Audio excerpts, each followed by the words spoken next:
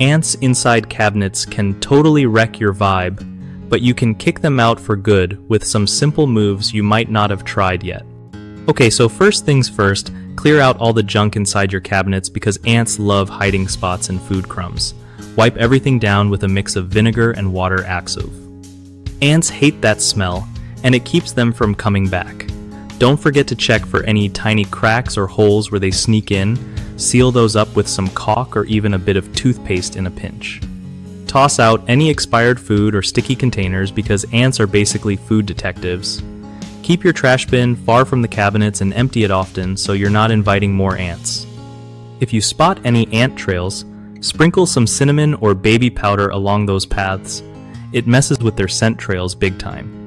Use a natural bait like sugar mixed with borax far away from kids and pets to draw them out without harsh chemicals. Lastly, keep an eye on your moisture levels since ants love damp spots. Fix leaks and use a dehumidifier if you need to. One of the biggest mistakes people make when dealing with ants in cabinets is ignoring the root cause, like leaving food out or not cleaning properly, which just attracts more ants over time. Another common issue is using sprays that only kill the ants you see but don't get rid of the colony, so the problem keeps coming back.